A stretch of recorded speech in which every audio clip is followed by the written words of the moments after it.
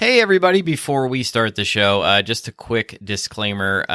Catherine and I had a very limited window in which to record this episode in order to get it out on time. And unbeknownst to us, one of our neighbors was having flooring installed in our building. And so in the background, there may be an inordinate amount of hammering and power saws and workers yelling at each other in the back. But we appreciate your patience. And I think, the episode turned out great anyway, but there may be a little more of that in the background than usual. So thanks very much and enjoy.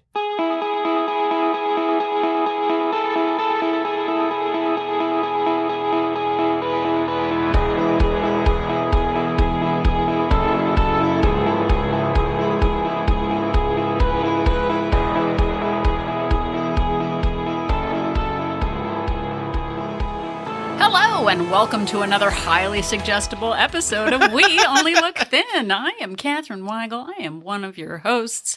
I have lost over 120 pounds and kept it off for over 5 years. I am a Tiny Habit certified coach, a Thrive Global certified coach. And with me today is my cohabitant, Donald Weigel. And I cohabitate on this podcast as one of the co-hosts, the cohabitating co-host. I have lost about 100 pounds. I've kept it off for, 5 years, coming up on 6 years, pretty close to 6 years. Yeah, getting there. And I am here to talk about it. And we cohabitate, and we're actually also married. We are. For how many years? Over 25. Over 25. How many happy years? I blew the joke. Oh, no. I blew the joke. We've been married 22 happy years. 20 over 25 total. Zing. But 22 of them were happy. It still worked, but I was going to say, how many of them were happy? Yeah. About 22. About 20. If you average it, it's 20. If you pull out, there weren't 3 straight unhappy years. It was more like if you take each unhappy day and string it together. Yeah, I saw something the other day that was about we're on the same, or what was it? It was like, we're on the same team, so why are you keeping score? Yeah. Which is true because that's deep. No, I was thinking about how many times I had annoyed you, and I was like, well, if he really loves me, he wouldn't keep score. Not even one. Not even one time. Not even one time. No, you've never annoyed me ever. The secret to our successful marriage. I'm looking forward to hearing is that we have a color-coded calendar. So at the end of the day, when a day is not happy, we mark it as, and then we go back at the end of the year and we look at all the unhappy days and tally whose fault it was. Oh my gosh! So you do have an annoying. No, I'm trying to rephrase this. I have an annoying. Just say it. Just say I'm annoying. You have a habit. Of recollection. Yeah. Of I think in generalities, and you're like, well, specifically, my court stenographer that I have says that you actually said this. And, but I'm more about the not the letter of the law, but the general feeling of the law. You know what's really funny? You say that, but then you're the same person who's my second grade teacher's middle name was Alice, and her favorite color was chartreuse, and she loved on Tuesday mornings at 9 a.m. And you remember all those details from second grade. But inconsequential, and her name was Mrs. Nissen. But and she was a carrot for Halloween, which was great. Yeah. That's inconsequential. I have no memory of having gone to second grade at this point. But for me, inconsequential details are where I excel. Yeah. But for you, you're more you literally said you would be ready in 10 minutes. Yeah. And that was 20 minutes ago. And I will say, yes, I said that. But what I meant I speak in generalities. Yeah. Like what is 10 minutes? No, Like, it's kind of a I've human construct. I have kind of learned that, though, over the years. I know. But I also admitted the other day that I did something that was totally not. I forget. Was this podcast just us, like, complaining about each other? Was that what the point of it was? No. Okay. So we've been married many years, and they're very happy. And I think that all happy years. And but unfortunately, and this is not actually a joke, when we got to year 7, we heard it, we didn't see the movie on our 7th anniversary. Like, that wasn't the gift that we had. No, but I've been hearing about the movie The 7-Year Itch, and I've heard about The 7-Year Itch my whole life. So, like, it kind of became a joke as we were It wasn't a joke, but we made it a joke. As we were approaching our 7th anniversary, like, hey, I think I'm getting itchy. Yeah, and there's no itching powder for the 7-year itch. But you hear things like, oh, well, the first 7 years of marriage are pretty good, and then it falls apart.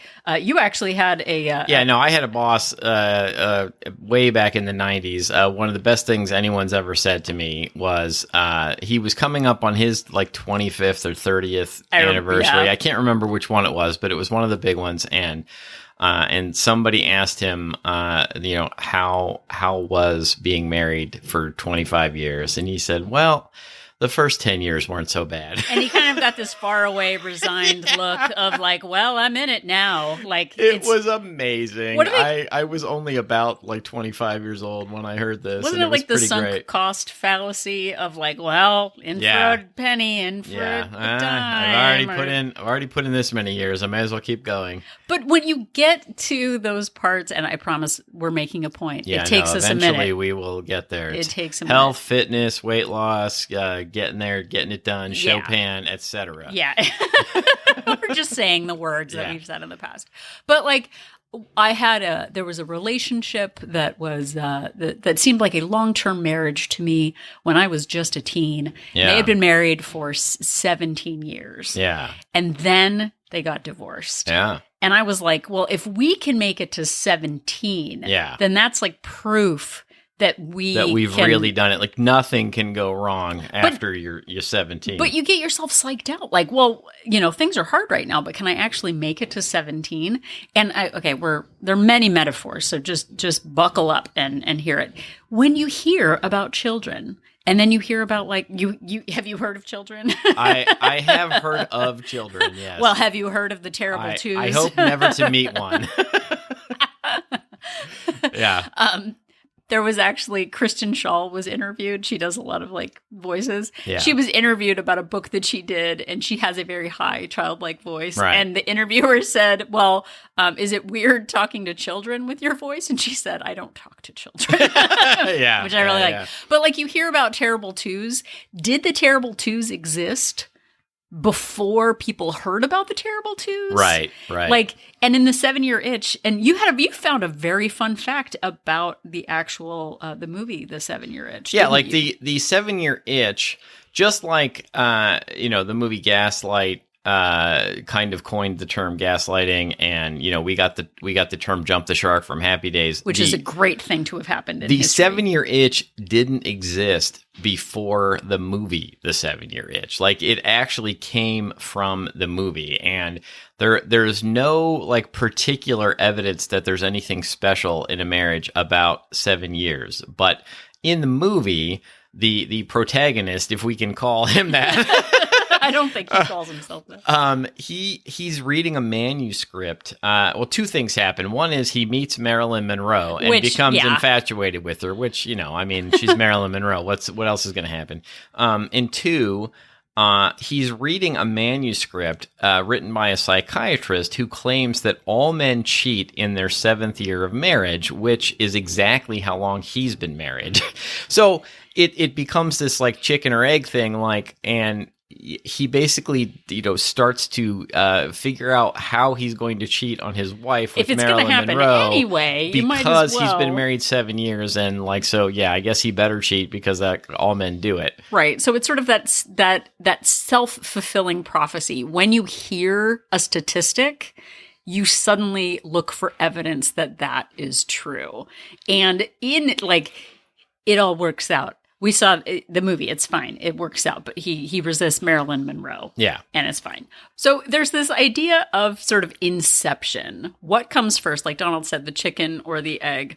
What comes first, the itch or the movie of the same name? Yeah, and because of the movie, the term "the 7-year itch" it's still now. The movie was 1955. Still now in 2023, people use it to describe a restless, dissatisfied feeling in a relationship. Yeah, and I actually didn't know that was the situation. I grew up because things sort of devolve, or I guess you don't know the origin of something. Yeah. I was like, there's actually a 7-year itch, and it is on WebMD, and it happens. And then I just found out 10 minutes before we started recording that it's actually just something that came up in a movie.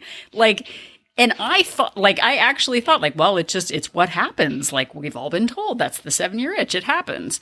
And just like that, we grow up with ideas based on our experience of whether it is your nationality or your sort of family situation. Nobody in our family is good with money. Money. Yeah. Oh, well, fidelity just isn't possible. Well, you know how people from our country are. My gosh. We can't have a meal without sour cream. Yeah, or pierogies, ogies. I'm just gonna keep echoing things. Yeah, no, the echo effect is great. Oh, yeah. Donald's I'm really going to enjoy editing this episode. Speaking of editing this episode. Yeah, I think we need to say something. There is unexpected work happening in our building, and there are workers here, and there's pounding and shuffling, and basically this is the time we have to record this podcast. If we don't do it now, it's not happening. So I apologize, but there maybe even more world noise banging in the background than usual.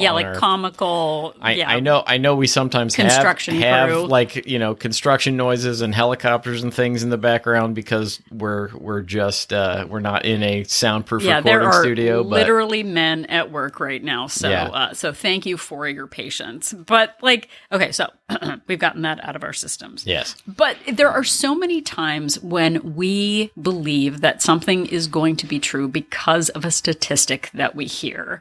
And this falls into weight loss. There, I got to it. There's so much more to say. But there are so many studies that show that diets fail. Yeah. We hear it all the time, either when someone is trying to sell you one of those I can't remember all of the trick or neats that we did of the hobby horse that also burns fat somehow and whatever of are you tired of diets that don't blah, blah, blah. Exactly. But we hear that diets don't work. And I grew up hearing that, and many of them don't work because they are gimmicks. And we have said this before, we do not consider ourselves on diets. What we do hear are that people don't keep weight off. And I know you had found some statistics on that, I think, or Yeah, it's there have been studies done that show that more than half of all weight lost in diets is regained within 2 years. And by year 5, more than 80% of all weight loss is gained. And then there's another set of studies quoted by UCLA that found that in less than 2 years, 23% of people gain more weight than they lost. And then more than 2 years after dieting, 83% gain more than they lost. Jeez Louise. I know. And We're swimming upstream, I know. Donald. And I almost don't even want to read those on our podcast. Because hearing that sort of thing can be really discouraging. You hear, well, if 83% of people can't do it, why should I be able to do it? And the difference is that those people go on diets. They go on temporary plans, which they then stop being on because eventually, they're restricting. If you say to yourself, I'm not going to eat white foods, and that's going to be my method of losing weight, and you think you're okay with that, and then suddenly you realize, like, oh, wait, I actually like having pasta at this particular occasion, or my mother makes her cheesecake, which is white, and I can't eat that, and then, eventually you realize that that's just not a sustainable plan. Yeah. Well, and I think too, and I was literally imagining, like, what if I put food coloring in it and then I can eat it? You're working on the loopholes. But like when you hear things like 50% of marriages end in divorce, does it portend like a self-fulfilling prophecy about like, well, I'm just going to be a statistic, so why should I bother like not cheating on Donald if it's going to happen anyway? I can give you some reasons not to. But if this diet is going to fail, I'm just going to be a statistic anyway, so why bother? And I think that, and in all of this, the reason that this all sort of came up is because I am literally in my 7th year of this joint venture, yes. Everyone. Well, and also me, for that matter. Well, fine. Make it about you. Yeah. We both started at roughly the same time. You slightly before me. Right. So being in... But when you think about it, our journey started at birth. Oh, if we really tear it apart. Yeah. But I actually thought about, before I knew that it was all based on a movie of the same name, an eponymous movie, of like... Okay, I've been doing this since 2016. That first year, that was like the honeymoon phase. Yeah. Just like in marriage. It was like, oh my gosh, this is actually working. I feel super committed to this. This is all new and exciting. Yeah, there's a well-documented honeymoon phase in relationships. That it has been studied by psychologists, psychiatrists, and it is characterized as a high, as a period where you have high relationship satisfaction at the beginning. And it's about couples basking in their mutual infatuation or joy or even relief at meeting the social expectation of marriage, and or they have rosy illusions of what marriage and their life together with their partner might be like, and it is a wonderful feeling. It is a wonderful feeling. Remember when we had that mutual infatuation? I do. It's been so gross. long ago, I can barely remember it. But. Those rose-colored glasses. Yeah. No, but like a lot of people get into a new plan even, and this is, see, it's all about weight loss.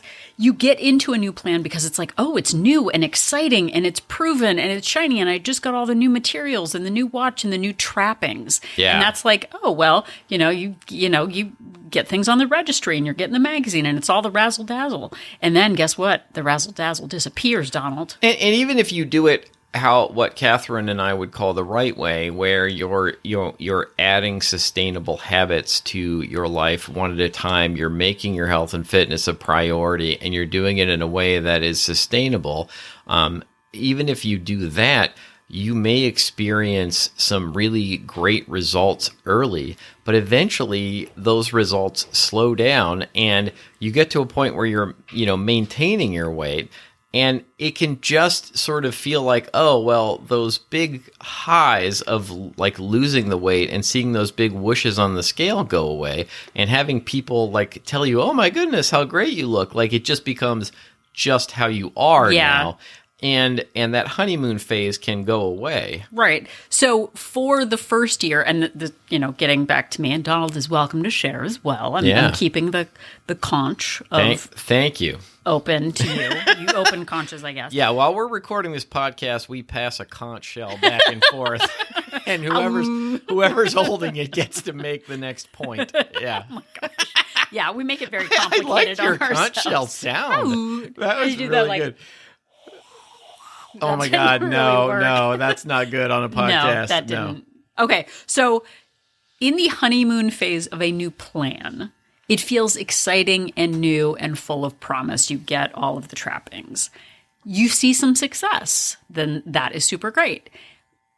I think we started the podcast, 2 years into the weight loss journey venture? Yeah, I mean, I had basically just hit my goal weight, pretty much just hit it when we started doing this podcast. Can you imagine taking marriage advice from someone who had been married for 2 years? For 2 years, oh right, gosh. I know. If you think about I know. Be like, oh, you're 24 and you want to tell me how a successful marriage goes? Right. We had we have been married for 2 whole years. We know all of the tricks. That's like a community college degree in marriage, basically. But oh my anyway. God, that's so well put. A community college degree. Okay, so we have a lot of chutzpah. I'm going to say it. We have some nerve there. Yeah, so, for sure. Going into weight loss, into like the 4 and 5 year point, that's when a lot of marriages fall apart. Yeah. And we've pushed past that. So I'm actually very proud of us for getting past that in the weight loss side. Yeah. I just want to hammer that home for a second. So the 7-year itch is not even actually real. Yeah. Like there is a big spike in divorces around year 4 or 5, and then people who get past year 7, actually, there is a pretty big drop. Like if you make it past year 7, Ooh, that's good. But between years 4 and 5 is when the spike usually happens. And just like he wants to hammer the point home, our neighbors want to hammer in their new flooring, which is true, also happening. Which is in the happening background. right now in the background. Yes. So, Catherine and Donald, what the heck are you talking about? That's what people want to say. Here's the answer to that question. I don't know. So, Catherine, can you please help me out with this? I will help you out with this. Thank you. So, for me and for our dear listeners who are listening right now, we hear all of these stories about statistics on weight loss or like if I can just get past X, then it will be easy. If I can just stick to this habit for 30 days, if you can stick past the terrible 2s, then you having a baby won't be a bad idea.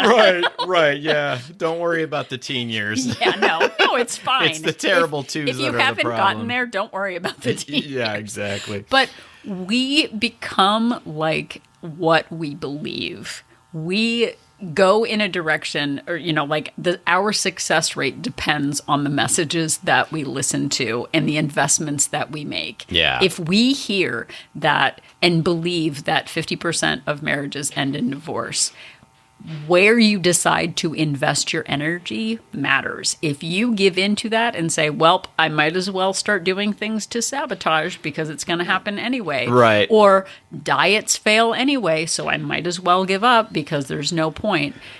We become like what we do. And we are asking you at whatever stage you are in your weight loss journey venture is to make the active choice to invest in the future of your weight loss and your weight maintenance. Quite frankly, in the honeymoon phase of weight loss, it feels exciting. It feels razzle-dazzle. You're getting the accolades. But deeper into that investment, once the shine has worn off, someone actually the other day said that they were really bored of tracking. I'm so tired of tracking. It is super boring, and I just don't want to do it right now. I get that. I get wanting, where's the, excitement and the razzle? They should make it more like Las Vegas, where you get, bing, bing, bing, bing, bing. Every time you track, you have a chance at winning a jackpot on a slot machine, yeah. Exactly. Those long-term investments in weight loss it's really hard to keep that shine up on it. Well, and unfortunately, there are just some things that you have to do, whether they're boring or not. You could be like, I'm just so, paying my electric bill is so boring. I just don't want to do it. Right. And, but you have to do it. You have to figure out a way to make it interesting enough to keep going, or your electricity gets shut off. Well, and I think as part of this, and as I'm going into year 8 of investing in my health, and Donald as well, is when we look to weight loss as our sole source of joy and entertainment, we're in dangerous territory. And I think at first, and we've done an episode called The Hedonic Treadmill about that, when you feel a high, getting on the scale for the first time and seeing that lower number, we get a dopamine hit. We get an excitement, that first kiss feeling of oh my gosh, this is amazing. But then guess what? That becomes the new normal. And then we look for new highs and new ways to find excitement. And if we look to new excitement in, say, a sandwich that will release dopamine hits, we are going to find ourselves back. Like if we look for the Marilyn Monroe of sandwiches, to like just prove that, like, okay, well, I'm imagining that sandwich right now. I know, that's the problem. Yeah. But like, if we look for love in the wrong places instead of within, we're going to be in big trouble. That's what we're saying.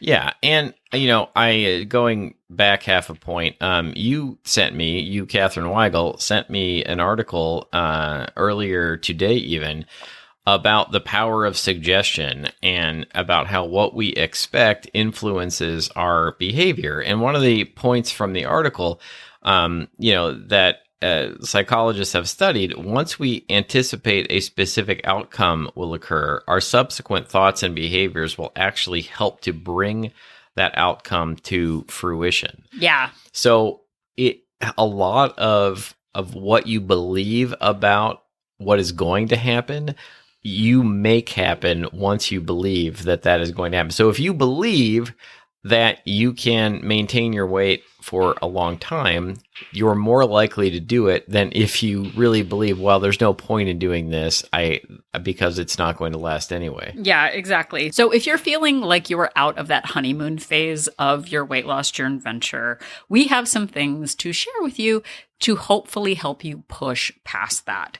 And the first thing to really consider is sort of those warning signs, those telltale signs that you might be losing a little bit of that loving feeling. Yeah. And just like with relationships, being easily irritated by your plan is sort of a sign that maybe things aren't going well. Right. If you're like super annoyed that, say, mayonnaise has calories. Right. Like if you're like, oh my gosh, I can't believe I've got to put new batteries in the scale. Like, oh my gosh, like sports bras, that's just like, brought on by the man to whatever. Like, okay, it has nothing to do with the man. It's gravity. It's fine. Yeah. But like, or like if you're just absolutely dreading whatever form of exercise was enjoyable to you just a few weeks ago. Yeah.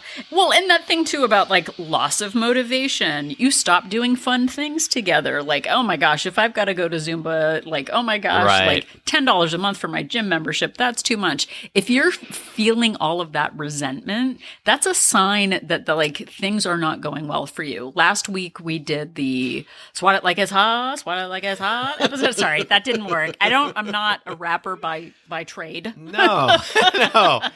It's just a really strong hobby for you. It's an amateur. Is there an amateur rapper? Yeah, an amateur rapper, exactly. Okay. But like, if you look in that weakness or where you're wavering, if those are really big red flag, like things aren't going well, buddy, like that might be a sign that it's time to kind of step back and assess where you are. If you're really in that danger zone area, it's a time to reevaluate.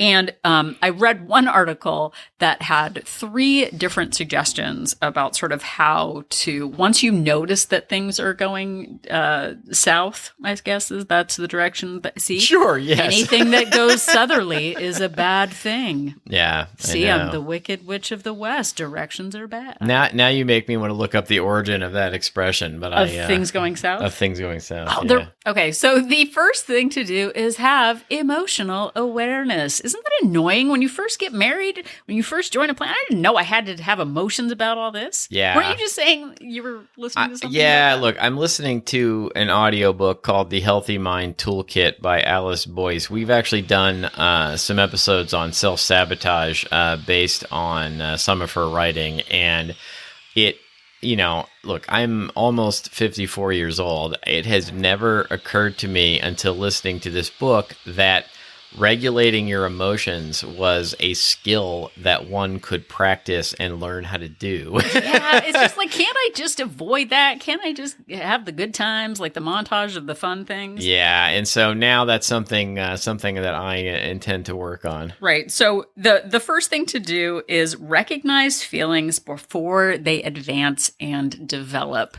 If you're noticing that slippery slope of habits that are negative sneaking back in, like for me recently, emotional eating has been coming back in. When I think I've mastered something or like, oh my gosh, I don't do that anymore. Suddenly it starts sneaking back in like, oh, well, just this once. I just don't want to deal with my emotions.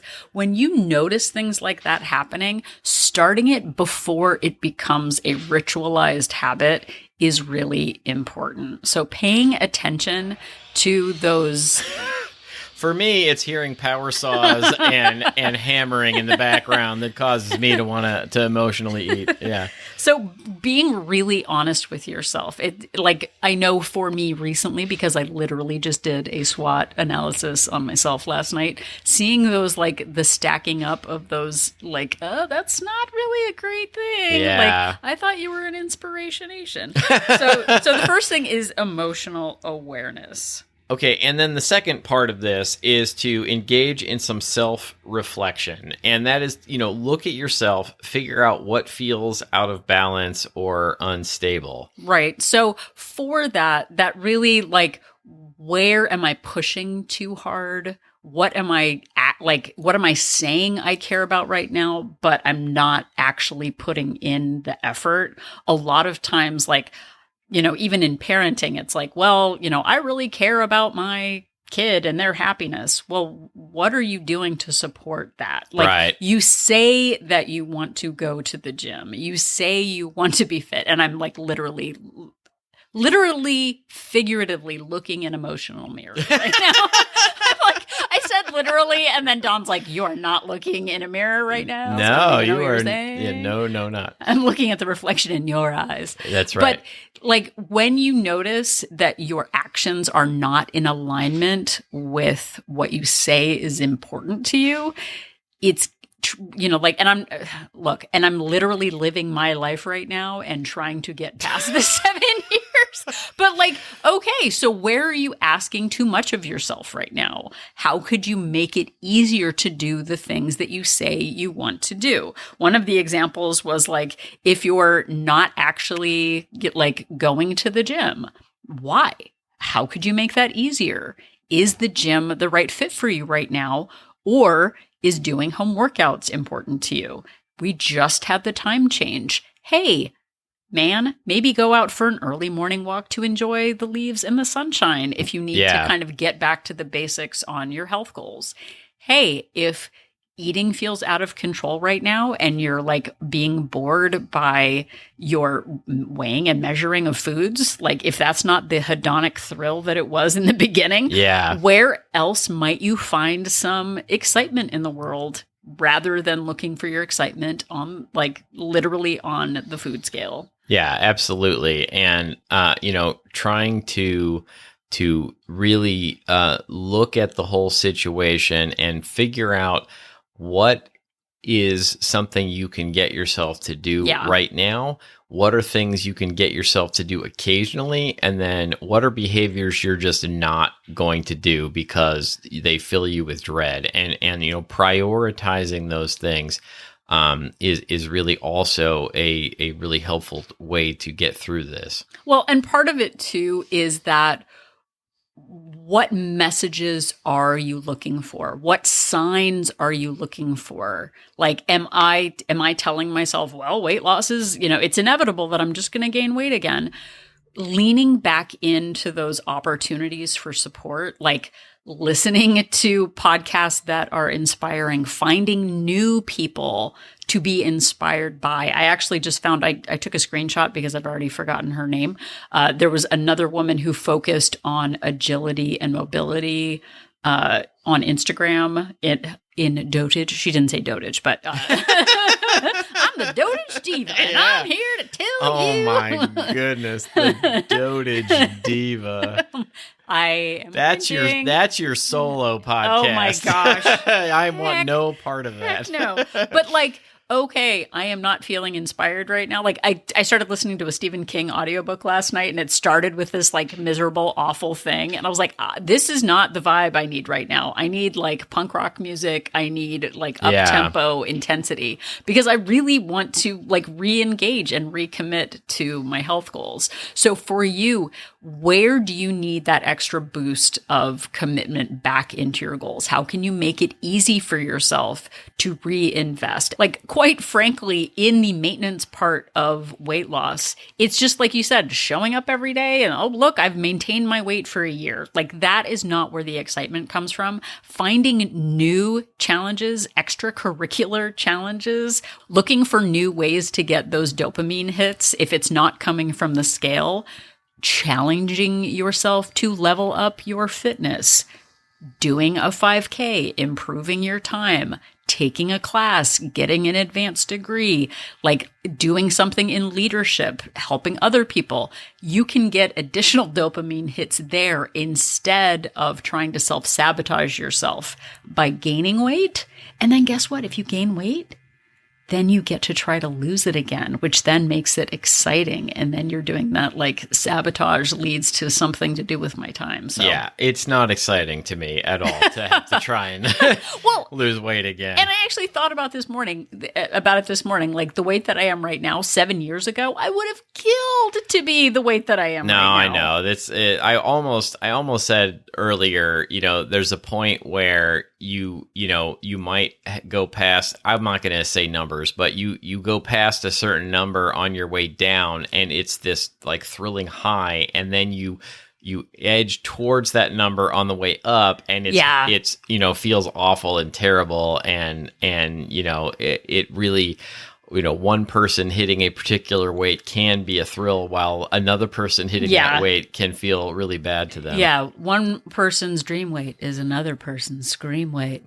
I actually said that like 5-6 years ago. And you just said it again. And I just said it again. Yeah. And that was like the cringy taking wedding or marriage advice from someone who's been married for 2 years. But the end point of this, and sort of the final point of the three, is recommitting to your why, sort of having a recommitment ceremony. Just like some married couples do for some reason. After 5 years of marriage, recommitting. I don't know. Other people, if they want to do it, fine. But the idea of like holding another wedding, it sounds terrible. Oh my gosh. The first one was bad enough. Work. Some people think the wedding is the highlight of their lives. Yeah. I think you gotta really downplay it so everything else just seems awesome. No, I guess if you're an introvert who doesn't like talking like people, us. having another wedding would probably sound terrible. Exactly. But that, like, getting back, the final point of this is recommitting doesn't just mean showing up and saying like, yeah, well, in for a penny, in for a pound. Like, okay, well, we've made it this long. Like, It'd be a hassle to divorce. Like, it's not about that, like, doubling down just because, like, well, what else am I going to do? It's too expensive to, like, live separately. Recommitting to your health goals is about recommitting to your why. And I know that this might sound cheesy because sometimes the why is like, because I want to wear the jeans that I want to wear. Right. Like sometimes it feels like maybe that's too shallow or not a deep enough why. But in all of this, as we are aging, we are committing and recommitting every single day to our actual bodies, the vessels that we have been assigned at birth, that, like, they need to last. Like, my grandmothers, actually your grandmothers as well, all lived until their 90s. Yeah, all I of them. Might be at the halfway point of my life right now, and recommitting to, like, this is my body, this is my life. These, like, I need to be able to sustain my mobility, sustain all of the body parts that work together to get me through to do the things I want to do in life. And it can just be simple things like I don't want to have to rely on somebody else to carry my groceries from the car, like when I'm older, or I really want to, be able to enjoy my retirement, or some may call it dotage. And not just be stuck at home because I'm not mobile enough to go anywhere. Right. And knowing that, some people see it as, and that's another thing that like that middle-aged, what is the thing that the middle-aged guys get? The midlife crisis. Crisis. I'm going to have a midlife crisis. I might as well. I'm just doing what my body's telling me. I've been having one of those since my 20s. Yeah.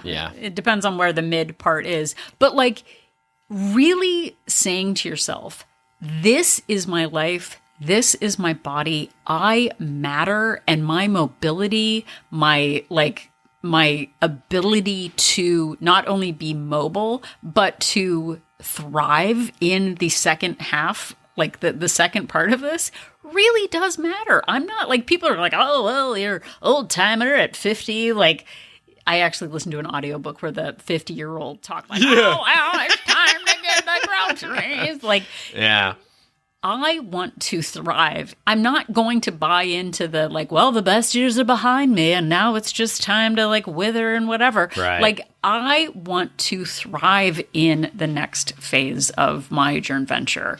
I'm on year 7. Donald's on year 7. And there are no guarantees in this. But what we show up with every day, the intention that we show up with, the passion that we show up with, and what we actually bring to the table instead of just deciding to be statistics is really going to matter. And it matters to us, and it matters to you too. We are in the final, 2 months of 2023. And wherever we are, if we've gained weight in the last year, if we're just maintaining like I am for the last year, if we are still showing up every day and committing to actually participating, committing to our goals, knowing that is our responsibility to invest in ourselves day by day. We've talked about it before. I want to show up investing in myself, investing in the relationship with my body, investing in our marriage. It all matters. Just showing up and like going like, okay, well, I showed up to class today. I showed up to marriage. Like I showed up to weight loss. Like I took out my scale, like, and I'm not losing. Like, have you been secretly watching me? Oh. But it matters. And showing up with a passion for yourself and investing in yourself matters. There is an opportunity every day to either show up as the statistic or show up as the person who is the outlier, who is going to make a difference and is going to fall outside those 7-year Marilyn Monroe itches, which was the working title. Right, of, yeah, exactly. How can I get in a movie with Marilyn Monroe? Right. In what circumstance would she want to date me? I don't know. But show up for yourself. Be emotionally aware. Look for those warning signs. Make sure that you're re-upping your commitment to yourself. And if we can do it, which in 7 years, we'll do another episode called the 14-year itch. Yeah. Make sure you're showing up for yourself because we're showing up and we believe in you. We certainly do. And thank you so much for making this a priority, listening to the show. We are really grateful. Thank you for dealing with power tools and hammering. And hammer time. Don't know how badly it's going to show up on the recording, but it was a thing. It seems to be a pause in the action right now on the flooring, but we're grateful that you made it this far. Thank you very much. And thank you very much for listening to all of our episodes. They are all available wherever you found this podcast.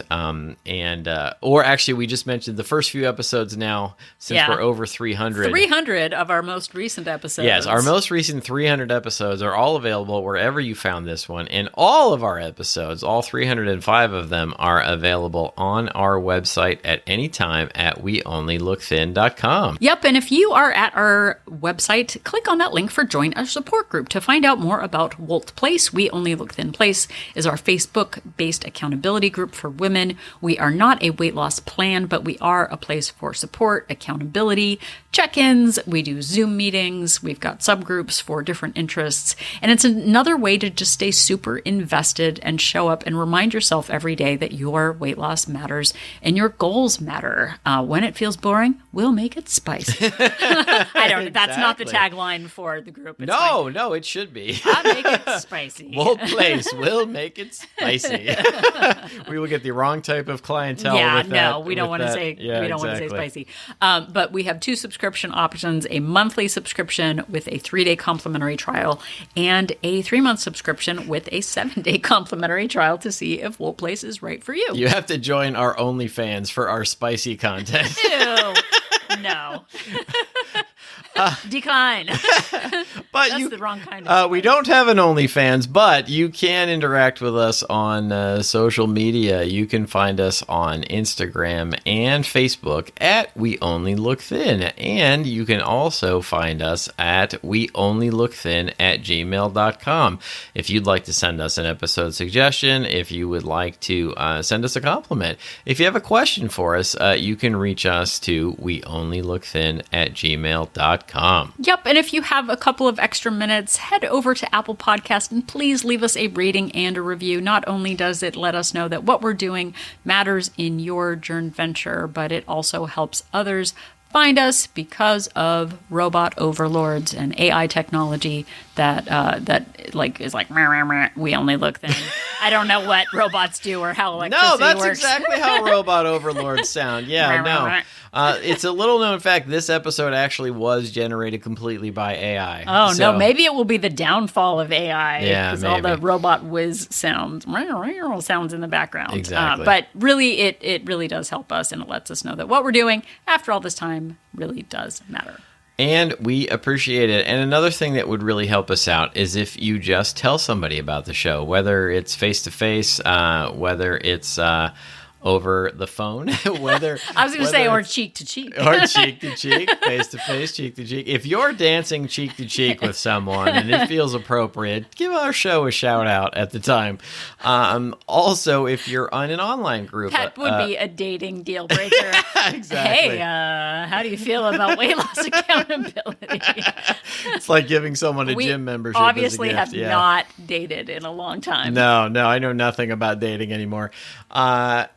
But what I do know about is telling people about our show. If you are in a Facebook group, if you are on a Discord server, if you're on a Reddit group, I frequent the Calories In, Calories Out Reddit group, and I also frequent you sicko. I know. Get it? The Lose It.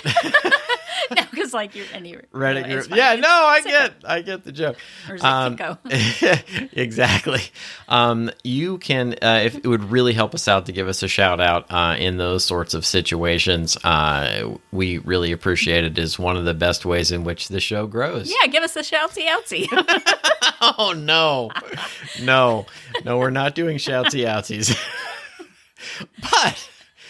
But if through power tools and hammering and a bunch of talk about itching for some reason, you've lost the thread of this whole conversation, just remember that Catherine and I are an inspiration. Shoutsy woutsies? No, shoutsy outsies. Shoutsy outsies. Give us a shoutsy outsy. Oh, boy. Oh, boy.